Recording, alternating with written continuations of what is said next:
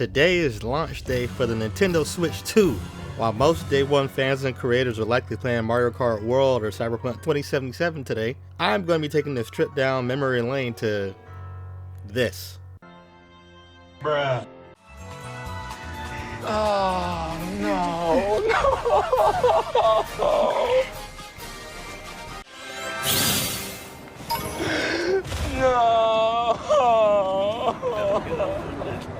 So can this behemoth of a 1080p 60 FPS handheld or 4K native 60 FPS docked console salve its reputation of Pokemon Scarlet and Violet? What changes has Nintendo Switch 2 provided this game? And was it enough?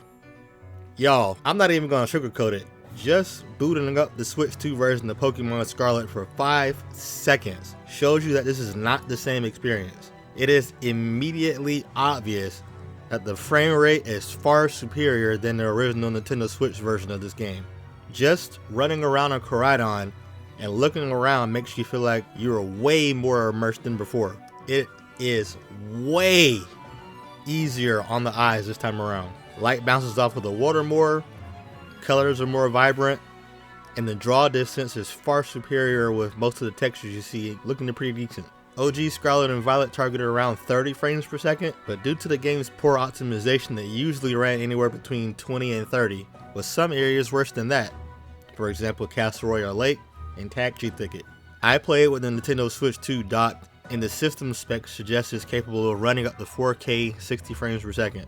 It appears to be rendering between 1080p and 2160p with some aliasing to smooth over some of the rough textures. For anybody who has seen gameplay from the Switch 1 version of these games, the change in appearance is immediately obvious. Also, the amount of Pokemon spawning in the overall at a given time seems to be giving a boost due to the better performance. Originally, only about 15 Pokemon appeared on screen at a time, but I counted at least 30 appearing on screen in several areas.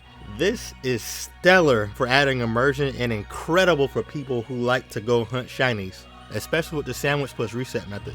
It just sucks that Game Freak decided not to add a shiny sound to help you see where the shinies are at. I'm sure I've missed way too many shinies because I couldn't see where they were at when they actually appeared on screen.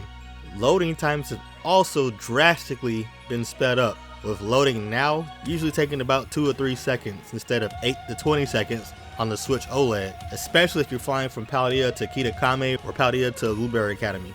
Loading on the original Switch or Switch Lite is even slower than that. So jumping from a non-OLED Switch to the Switch 2 is like walking compared to taking a bullet train. To me, the most appreciated performance improvement was made to the box system loading times. Originally, this took about 2 to 4 seconds to load each page, and even between Pokemon it took about 2 seconds. Now it's instantaneous. Also, the time it takes to change your clothing is now much faster as well. Just look at this. Overall, the Nintendo Switch 2 version of this game is 100% better than the Nintendo Switch 1 version. There is no way there can be a serious comparison. The original is plainly shit, while the Switch 2 version feels like a completely different game. And keep in mind that what you're seeing is through YouTube compression. You need to experience this in person to truly appreciate how great this game runs and how great it looks now.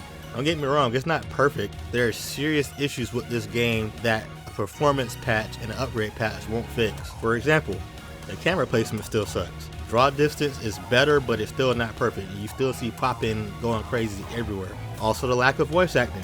Lack of a shiny Pokemon overall sign the name of you, even though I said that earlier. And even while recording some footage for this video here, I ran into another glitch in the Terror Raid Den. Everything just completely disappeared but my cereal ledge. You see this?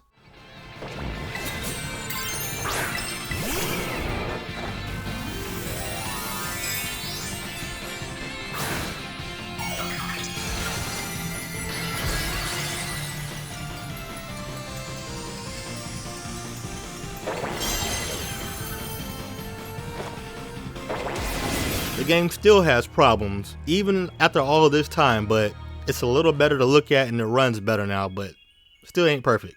The Switch 2 upgrade doesn't make the game perfect, but it's greatly appreciated. If you were fortunate enough to be able to buy a Nintendo Switch 2 and you're trying to play this game, you're doing yourself a disservice trying to play the original version instead of the Switch 2 version. I didn't have high expectations going into playing this game again, but I am definitely thinking about investing a little bit more time for another playthrough when I have some time. It looks like this game might actually be really enjoyable to play now instead of just fun for a time with a bad taste in your mouth. This is Detective B signing out. Case closed.